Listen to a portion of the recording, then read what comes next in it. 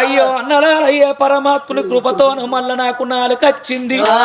ఇప్పుడు మీ దగ్గర అటువంటి నేనున్నట్టయితే మీకు కూడా కళ్ళొచ్చు కదా, అందరం ఒక్క కాడుందు అని చెల్లి అనుకుంటాను. అవతలి బంధుకు మా అన్న ఎడవాయే నాకు కళ్ళు వచ్చినాయని తమ్ముడు అనుకుంటాడు. యువతలి బంధుకున్న అన్నగాడు మా తమ్ముడు ఏడవాయే నాకు కళ్ళు వచ్చినాయి మా చెల్లి ఏడవాయే. ఇన్ని రోజులంటే గుడ్డోన్ని, ఇప్పుడు కళ్ళు వచ్చినాయి కాబట్టి ఎక్కడున్నా వెతికి పట్టుకుంటారని ఏడుచుకుంటా ఈ పెద్దవాడు అటువంటి ఒక్క అడవి లోపల తిరుక్కుంటా పోతంటే అయినవ ఎత్తవ లోపల సూర్యగిరి పట్నం, ఆ పట్నమే లేవాడు సూర్యసేన మహారాజు తన భార్య సుగంధి వాళ్లకు లేక లేక ఒక బిడ్డ సువర్చల పెరిగి పెద్దదయింది. ఆయన కొడుకులు లేరు. మరి ఎడదిరిగి నా బిడ్డకు పెళ్లి చేసి అల్లుని నిలుటం పెట్టుకొని రాజ్యానికి రాజుని చేస్తానని బిడ్డకు పెళ్లి చేస్తానన్నాడు. పోటు వల్ల తెత్త బిడ్డ చూడు నచ్చినోనికి పెళ్లి చేస్తారంటే ఏ పోటు వల్ల వద్దు బాపు, మనం సాదుకున్న ఏనుగా ఉన్నది కదా, ఏనుగును శృంగారించి వీపున అంబారి గట్టి తొండానికి మల్లెపూల దండించి మన పట్టణంలో వదిలిపెట్టు, ఎవరి మెడ లోపల వేస్తుందో అతనికి నన్నిచ్చి పెళ్లి చేసి వివాహం చేసి ఇల్లుటం పెట్టుకో అన్నది. అప్పుడు ఏనుగను శృంగారించి దాని తొండానికి మల్లె పూల దండించి పట్టం లోపల వదిలిపెట్టిండ్రు. నా మెడలు ఎత్తదో రాజు కళ్ళున్నైతనని కోట్లాది మంది దాని ముంగటికి వస్తున్నారు. ఎవరికి దండేస్తలేదు. అరటికెళ్ళలు తెచ్చి దాని ముంగటి ఎత్తే ఆగుతుంది గాని ఎవరికి దండెత్తలేదు. మరి అనేకమైనటువంటి చెరుకు గడలు తెచ్చిస్తాను తింటంది గాని దండెత్తలేదు.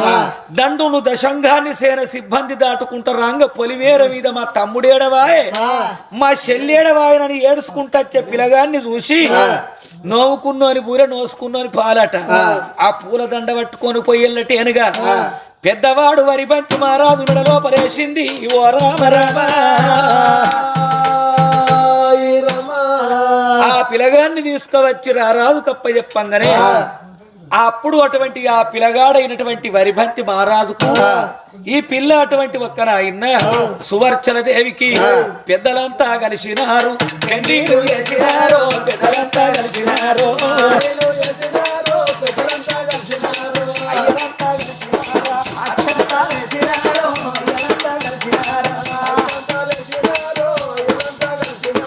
అక్షంతలేసి ఆశీర్వదించిన 4 వద్దుల లాగల్లి పండుగ జరిగనే. అప్పుడు మామయ్య అన్నాడు నాకు కొడుకులు లేరు కొడుక, అల్లుడి వైన నువ్వే, కొడుకు వైన నువ్వే, నా రాజ్యం నువ్వే ఏలన్నని అల్లుడికి పట్టాభిషేకం కట్టిండు. అప్పుడు రాజ్యం భ్రమలపడ్డాడు, పెళ్ళం భ్రమలపడ్డాడు. మరి అటువంటి ఒక్క తమ్ముణ్ణి మరిచిపోయిండు, చెల్లెను మరిచిపోయి రడబేరి మోగిచ్చి రచ్చబండ మీద కూసుండి పెద్దవాడైనటువంటి వరిభంతి మహారాజు ఆ సూర్యగిరి పట్టణం వెళ్తాడు. ఆయన సంగతి అక్కడ ఉండని చిన్నవాడు మా అన్నెక్కడ వాయే మా చెల్లెక్కడ వాయనని ఏడుచుకుంటా అడవిలో పడి వస్తున్నాడు. నడిచేటి కాళ్ళకు పొక్కులు అవిసిపోయి నానారుసులుగా ఆరుతున్నాయి. కడుపుల కన్నం లేదు, కంటికి నిద్ర లేదు, ఒంట్లో ఓసర లేదు, తూర్పు గాలి పెడితే పడవడికి దొరుకుతున్నాడు. ఏడుచుకుంటారంగా కారు నల్ల పుట్ట కంచెల్ల మర్రి కలిసింది.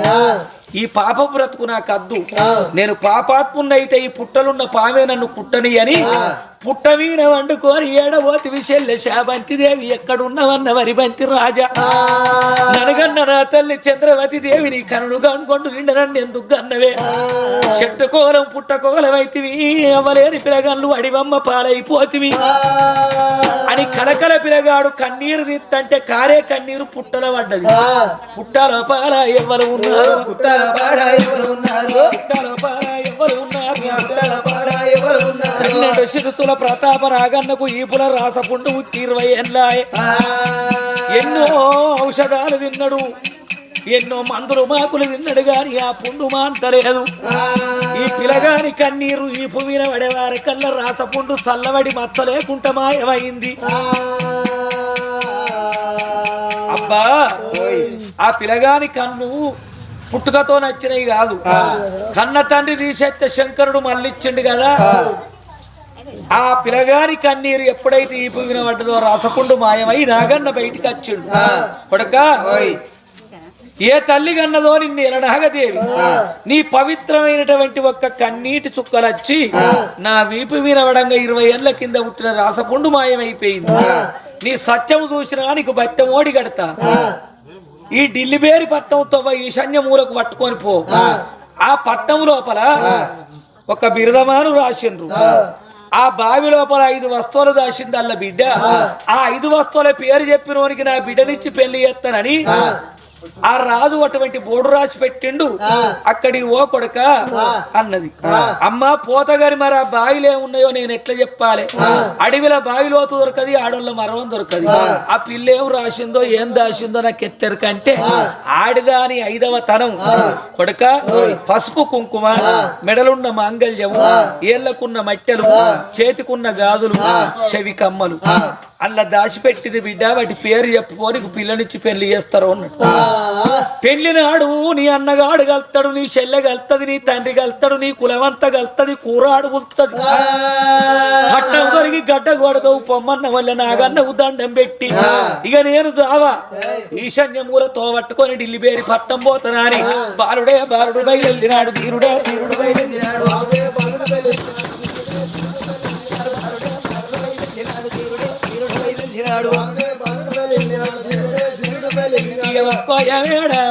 ఉన్నాడు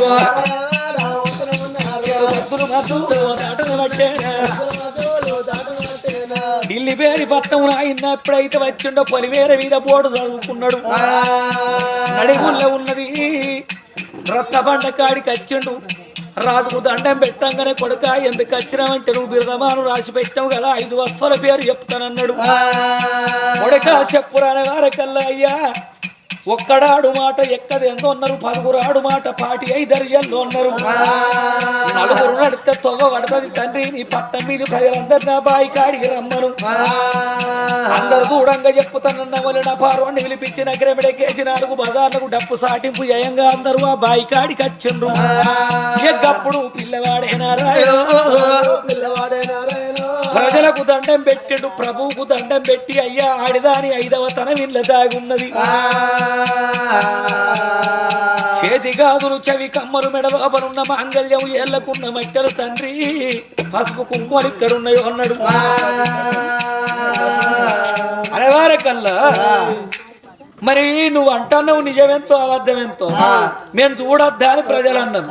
అనేవారకల్లా గప్పుడు గనకనేమి 10 ఏళ్ల పబ్బతి పట్టుకున్నాడు, 5 ఏళ్ల ఆరతి పట్టుకొని శంకరాని వరాన పుట్టిన వాళ్ళం మేమైతే శివునికి చిన్న భార్య ఓ గంగా భవాని ఊట నీళ్లు కిందికి కావాలి, ఉష్క తెప్పలు మీదికి కావన్నని ఆ గంగను ప్రార్థించంగానే ఊట నీళ్లు కిందికైనాయి, ఉష్క తెప్పలు మీదికైనాయి. బావిలో దిగిండు పిల్లగాడు బయటికి ముళ్ళను పట్టుకొచ్చి ప్రజలంతా చూడంగా ఇప్పవారకల్లా పసుపు కుంకుమ, మెడలోపల ఉండే తాలి, ఏళ్లకుండే వెండి మట్టెలు, చేతి గాజులు, చెవుల కమ్మలు బయటకు వచ్చినాయి. కొడుకా శభాష్ తప్పకుండా నా బిడ్డనిచ్చి కళ్యాణం చేస్తానా అని ఆ పిల్లగాన్ని ఇంటికి తీసుకొని వచ్చి ఏమన్నాడు, ఇప్పుడు చెప్పు నా కొడుకాను వచ్చిన సంగతి, నిన్ను కన్నవారు ఎవరు నీది ఉన్న ఊరు ఎక్కడున్నది రామోరమా. అందుకే అంటారు కొడుక ఇప్పటికైనా అప్పటికైనా క్షేత్రం ఎరిగి విత్తనం పెట్టున్నట్ట పాత్రం ఎరిగి దానం చెయ్యాలి, గోత్రం ఎరిగి పిల్లలు అడగాలి. క్షేత్రం అంటే భూమి, భూమి గుణాన్ని బట్టి విత్తనం నాటుకుంటే సరైన టైంలో పంట చేతికి వస్తుంది. పాత్రం ఎరిగి దానం అంటే కుంచోళ్ళకో గుజ్జోళ్ళకో దానం చేస్తే పుణ్యం గాని అన్ని తీర్ర తిన్ను అన్ని తీసుకొచ్చి నడింత కూర్చుండబెట్టి తారేసింది ముక్కలు పెడితే మంచిగున్నదా మళ్ళన్న అంటే మా వాళ్ళు అంటినట్టు లేదే అంటాడు. సముద్రం మీద వాన కొడితే ఏమున్నది, ఆకలైనోడికి అన్నం పెడితే ఆకలి బాధనే చెప్తుంది వానికి. అందుకే పాత్ర మెరిగి దానం వెయ్యాలి, గోత్ర మెరిగి పిల్లని అన్నట్టు. కొడుక చెప్పు అంటే మాది చంద్రగిరి పట్నం, మా తండ్రి చంద్రశేల మహారాజు, మా తల్లి చంద్రవతి. 2 కొడుకులు పుట్టినాక రాఖీ పౌర్ణమి నాడు నిండు పండుగ నాడు అమ్మ మేము ఒంటి చేత్తోటి ఉంటున్నాం, మాకు చెల్లి ఒక్క ఉంటే రాఖీ కట్టు కదంటే మా తల్లి శివునికి తపస్సు పట్టి మా చెల్లెని కన్నాక 21 దినం నాడు పేరు పెట్టుకున్నాక మా అమ్మ మరణమైతే మేము పెరిగి పెద్దగైనాక మా కన్న తండ్రి ఒక్క భోగము దాన్ని కూడుకున్నందుకు దాని మాట పట్టుకొని మా కన్ను తీసి మా చెల్లె నాలిక కోసి నట్టడి లోపల వదిలిపెడితే దిక్కుతోచని పరిస్థితి లోపల చెట్టుకోలం పుట్టకోలం అయినం. మరి ఈ పరమేశ్వరుడు ఇచ్చినటువంటి నేత్రాలతోని మళ్ళా మీ పట్టం చేరుకున్నా అని తన చరిత్ర చెప్పిండు. అప్పుడు బ్రాహ్మణుల విలిపించిన ఆయన వివాహానికి లగ్గానికి ముహూర్తం నిర్ణయించి ఊరూరుకు ఉత్తరాలు పల్లె పల్లెకు పత్రికలు పంచిండు. పంచవారకల్లా అన్నది ఒక పత్రిక ఎక్కడికి అందింది. తోడ ఉట్టిన అన్న చంద్రగిరి పట్టం వెళ్తారేడా చదువుకున్నాడు. అందులేమని ఉన్నది, చంద్రగిరి పట్టమేల చంద్రశేల మహారాజు చంద్రవతి అన్న కొడుకు కనిష్ట పుత్రుడికి ఢిల్లీ పేరి పట్టమేల చిలకపోయి రాదు చిత్రాంగి దేవి గడ్డవి కన్న బిడ్డ నిమ్మవతిని. మరి శుక్రవారం నాడు కళ్యాణం చేస్తున్నాము. అందరూ రావన్ననల్లా రాసి ఉన్నది. అన్నగాడు చదువుకున్నాడు. మా తమ్ముడు బతికే ఉన్నాడట. పోదాము రమ్మని ఆ భార్యను గుర్రం మీద కూర్చుండ పెట్టుకొని వస్తున్నారు భార్య భర్తలు. అల్లచ్చే తొవ్వల 7 చింతల పల్లె. 7 చింతల పల్లె లోపలున్న చెల్లె శాబంతి దేవి పొద్దున్నే లేచి వాకిలు ఊడుస్తున్నది. అన్నగాడు గుర్రం మీద పోతాడు. తోడ ఉట్టినోడు 96 వేషాలు కట్టిన ఏర్పాటు చేస్తారు. అన్నగారిని ఏర్పాటు చేసి అన్నా మరి బంతి రాజా సాతుల సమ్మెడ దెబ్బ కొట్టినట్ట గీ ఊళ్ళో నా పేరు పెట్టి అన్నాని ఎవరు పిలుస్తాను రాని వెనకకు మరి చూస్తే తోడ ఉట్టిన చెల్లె శాబంతి గిద గిద గిద గిద గుర్రం దిగి ఊరికొచ్చేవారికల్లా అన్న వీరవంట దిగిరా చెల్లెలో అన్నవరి బంతి రాజానా అన్నరా ఏర్పాటు ఎత్తలేవా అన్నలో మీ అన్న నన్ను కోరి పుట్టి ఎంగిలి సరదాలు తాగిన తోడ ఉట్టిన చెల్లెలల్లా అర్ధమరాత్రి మనం పండుకున్నాక కన్న ముత్తయ్య నన్ను ఎత్తుకొచ్చిండు నా పరిస్థితికి అని చెప్పింది. చెల్లె మన చిన్నోడు కూడా బతికే ఉన్నాడు. ఢిల్లీ పేరు పట్టముల పెళ్లి అయితే పోదావు రమ్మన్నాడు. మరి ఇన్ని రోజులు కన్న పొల్ల ఉప్పు తిన్న పప్పు తిన్న ఆయన ఒక్కొక్క మాట చెప్పేస్తానన్నది. ఆ కన్న ముత్తయ్యకు చెప్పంగానే నేను కూడా మీ చిన్నన్న పెళ్లికి అత్తప అన్నాడు. ఈ కర్ణం ముత్తయ్య గుర్రం మీనేమో శాబంతి కూసున్నది. సువర్చల దేవిని కూసుండబెట్టుకొని ఇద్దరు అటువంటి ఒక్కరు అయినాడు. మరి అటువంటి ఒక్క అన్నగాడు వరి బంతి మహారాజు వస్తున్నారు. ఇక్కడ నిమ్మలు కొట్టి నీడలొట్టిండ్రు పచ్చలు కొట్టి పందిరలు వేసి ఆకాశం ఎత్తు పందిరలు వేసి భూదేవరంతా గద్దెలేసి చిక్కుడాకు తొరణాలు శివకంకురాలు మామిడాకు తొరణాలు మరి కంకరాలు గట్టి పచ్చని పందిరల కింద ముచ్చాల పోరు పోసింది. పోరు మీద పెళ్లి కొడుకై కూసున్న చిన్నన్న మరి నా పెళ్లి నాడు నా చెల్లెత్తది నా అన్న నా అయ్యి అందరు కలుతారని నాగన్న చెప్పే మరి నిజమా వద్దమని నొట్టుకున్న భాషంగం జరుపుకొని తేపకోసారి చూస్తాడు. అంతట్లకు 2 గుర్రాలు రానే వచ్చినాయి. ఆ గుర్రం దిగిన తోడబుట్టే చెల్లె ఎంతైనా ఆడోళ్ళ అనురాగం వేరే ఉంటది. గిద గిద గిద ఊరికొచ్చి చిన్నన్న వినబడి చెల్లెమ్మలేని పెళ్లి అన్నరో పెళ్లి చేసుకుంటావానే అన్న మీ పెళ్లి నాడు మంగళారతి పట్టుటానికి నీకు చెల్లె అదికి రాలేదా అన్నా అన్న ఈ అల్ల నీ చెల్లెని మరిచిపోయి నువ్వు పెళ్ళాం భ్రమణ పడిపోతున్నారా పెద్దన్న నన్ను కాదా అని పెళ్లి చేసుకున్నాడు. నీ పెళ్లి చూసే భాగ్యం అన్న నాకు లేదా నీ అన్న నన్ను కోరి పుట్టినా అన్నరో నేను ఎంగిలి సర్వాలు దాగి బతికిననే మీరు నన్ను మరిచిపోయిన నేను మరిచిపోను అన్నా. ఎంతసేపు చెప్పుకున్నా అప్పటికైనా ఇప్పటికైనా గాని అన్నో ప్రపంచము తెలివికొచ్చింది. ప్రపంచంలో చదువులు ఎక్కువైనాయి. లాయర్లు ఉన్నారు, డాక్టర్లు ఉన్నారు, యాక్టర్లు ఉన్నారు, పంచాయతీదారులు ఉన్నారు, సెటిల్మెంట్ చేసే వాళ్ళు ఉన్నారు. ఆలు మొగలకు విడాకలు రాసేటోడు ఉన్నాడు కానీ అన్న ఎల్లెక్కడన్న విడాకలు రాస్తాడా. నేను తోడ ఉట్టిన చెల్లెలల్లా అన్న నన్ను మరిచిపోయినారే అన్నో అని కలకల కన్నీరు దియంగ చెల్లె ఆ తప్పు నేను చెయ్యలేదు. ఈ పెళ్లి నాడు మీరు కలుతారా అని నాగన్న చెప్పుతేనే నేను పెళ్లి కొప్పుకున్నా అని చెల్లె వీరవడి చేస్తుంటే పెద్దన్న కూడా వచ్చి తమ్ముడా ఇప్పుడు ఏడవద్దు ఇది శుభ సమయం పెళ్లి జరగనియో అన్నాడు. అప్పుడు పెద్దల సమక్షం లోపల మరి అటువంటి ఒక నిమ్మవతి దేవికున్ను ఆ రాజాతి రాజు చిన్నవాడైన పూబంతి మహారాజుకు సొన్నాయి సొప్పుల్లా భాగీకులల్లా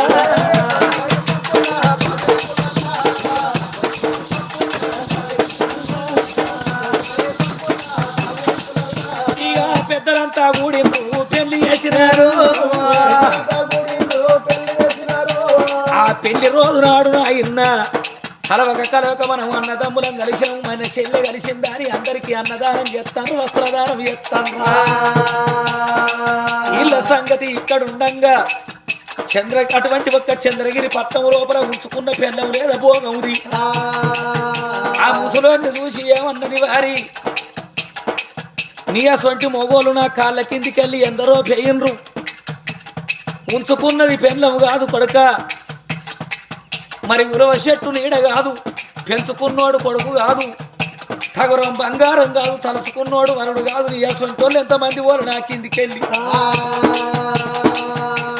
అన్నదా రాజ్యం దేశం మొత్తం రాయించుకొని శిప్ప చేతికిచ్చి, ఇక శిప్ప చేతికి తినాలి, చెప్పు వచ్చి కొట్టినాలి, శిప్ప చేతికి తినాలి. మెడల మీద కట్టి పెట్టి మేడలెల్ల దొబ్బంగా గప్పుడు కొడుకులాది కట్టాన్రు, గప్పుడు బిడ్డ అది కత్తంది, చచ్చిపోయిన పిల్లలు చెప్పిన మాట అది కత్తంది. అందుకే అంటారు, తాగుతనే ఎవడైనా మొగ్గుతాడు, తడితేనే గుడిసె కప్పుతాడు, బొందల పడితేనే లోతెంత అన్నది అర్థం అవుతుంది. లంగ మాటలు నమ్మకురా, లగ్గంతల పెట్టకురా, భోగందాని నమ్మకురా, బొట్టు పెట్టి పిలువకు అన్నారు. భోగందాని మాట పట్టుకొని కడుపు తోడి కన్న కొడుకుల కన్ను తిత్తి కన్న బిడ్డ నాలిక వచ్చి భగవంత నా పిల్లం చచ్చిపోంగా అడ్డబొట్టు పెట్టకు, ఆడిగుర్ర వెక్కకు, సుక్కబొట్టు పెట్టకు, సూడిగుర్ర వెక్కకు, మరుబొట్టు పెట్టకు, మరువన్న తల్లిని దేకట్టే కండ కావురం చేత నేను భోగందాన్ని ఉంచుకున్నందుకు నా పెంచుకున్న కొడుకు నాకు దూరం అయిపోయిరా. ఇక శిప చేత పట్టుకొని కరుబైలు తెరినాడా, శిప చేత పట్టుకొని తిరుక్కుంటా గదేడిల్లి పేరి పట్టం వచ్చిండవ్వా. పట్టం వచ్చి అంతరాలు దానం చేస్తాను రట అని ఎప్పుడైతే లైన్లోకి వెళ్ళి వస్తున్నారో ఇద్దరు కొడుకులు బట్టలు దానం చేస్తాను. అప్పటికైనా ఇప్పటికైనా చూడుండ్రి, దానం చేసిన చేతులతో అని దానం అడుక్కుంటానికి ఎవరికైనా సిగ్గి అనిపిస్తుంది. కొడుకుల ముంగడికి వచ్చి తలదించుకునే వారికల్లా ఆ కొడుకులేమంటున్నారు, ఓ పెద్ద మనిషి తండ్రిని ఏర్పాటు చేయకుండా అయిండు, ముక్కుల ఎంటికల ఊరాలైనవి, సంకల ఎంటికల శాతాలైనవి, బొడ్డు మురుగ గడ్డమైంది, అన్నం లేని కోచి రూపు, బట్టలు లేని బాంచ రూపు, సమరు లేని సన్నాసి రూపు, 15 ఏళ్ళ పిరగన్నప్పుడు వెళ్ళొచ్చిన వాళ్ళు అయిన వాళ్ళు ఇప్పుడు పెళ్ళీడు కొడుకులు అయిండు, కొడుకులను తన చూస్తలేడు. పెద్ద మనిషి ముఖం ఎత్తి మాతోటి మాట్లాడు, నీకు కట్టుకోను దోతి కావన్నా, తొడుక్కోను అంగి కావన్నా, వేసుకోను చెల్ల కావన్నా, ఏం కావాలి చెప్పు, ఆపారం కావన్నా, అంగి కావాలని వారికల్లా ముఖం ఎత్తిండు. చిన్న కొడుకు ఏర్పాటు చేసిందే అమ్మా, మేలివి బంగారం మెలికలు తిరిగినంత మాత్రాన దాని విలువ తరిగిపోదు.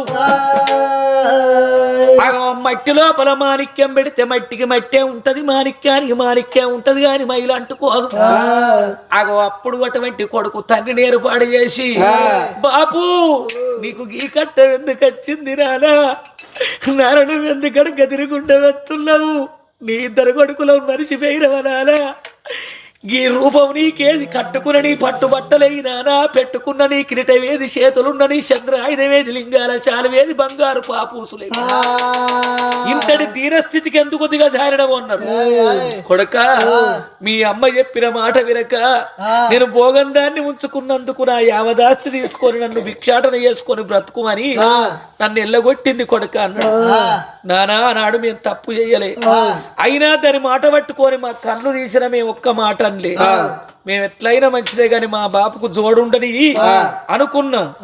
అది నీకు పెళ్ళమై నీకు అన్నం పెడతాను కోరిడిచి పెట్టి వచ్చినాం, అదే నిన్ను కాదన్నప్పుడు అది మాకు తల్లి ఎట్లయితుంది, తప్పకుండా మన రాజ్యం మనం తెచ్చుకుందాం, నువ్వు బాధపడక అని తండ్రికి మంగళంలో విలిపించి సౌరాలు చేయించి సాకలతోని సలవ బట్టలు చెప్పించి స్నానం పోయించి పట్టడన్నం పెట్టించి పట్టు పుట్టములు కట్టి అప్పుడు ఇద్దరు కొడుకులు ఇద్దరు కోడన్లు కర్ణ ముత్తయ్య శాభంతి దేవి అందరు కలిసి మళ్ళీ చంద్రగిరి పట్టణం వచ్చారు. అచ్చవారకల్లా అల్లిరాని పగడచేన కూసున్నట్టు అవ్వ బిడ్డలు భోగం కళావతి సుగుణమ్మ రాజ్యం వెళ్తాను. ఇద్దరు కొడుకులు గిదగిద ఉరికెను ఆయన కూసున్నాను కాలెత్తి తంచే కచ్చీరి మీది కళ్ళి బొర్లుకుంటా వచ్చి తండ్రి కాళ్ళ కాడ పడ్డారు. బాపు వీళ్ళ తలకాయలు కోస్తామన్నారు. అంటే కొడుక వాళ్ళ తలకాయలు ఆనాడు మిమ్మల్ని కోస్తానంటే అది అద్దన్నది కదా, ఇలా నేను అద్దంటన్నా వీళ్ళకొక శిక్ష చేస్తామని మంగలి మల్లుడు పిలిచి మాడవీని ఎంటికలు బొమ్మెటికల కానించి బొత్తిగా గీకిచ్చారు. ముంగడ సున్నం బొట్లు వెనుక జీడి బొట్లు పెట్టి ఊరు చుట్టూ దింపుకొచ్చిండ్రు. మూతి గీత పీసులు కట్టి నిలబడి పొక్కదోడి తలకాయలు ఊత నుంచి మొండాలు పాతి పెట్టారు. ఇక వాళ్ళ వీధికెళ్ళిన అయిన గొడ్లు పోతున్నాయి, బర్రెలు పోతున్నాయి, చిన్న పోరగాళ్ళు దొడ్డికి పోయిన వాళ్ళు దిడ్డి పెట్టి ఇంటికి వరకు ముడ్డి ఆరిపోద్ది అనుకొని వాళ్ళ బిడ్డ మూతికాడికి చీత పీసులు కడితే ముడ్డి రాకిపోతాయి. రడగప్పు చెడపురుగులేసి ఆవులు గోవులు దొక్కి తాటికాయల తలలు కలిగి ఇద్దరు ముండలు మరణం అయ్యిండ్రు.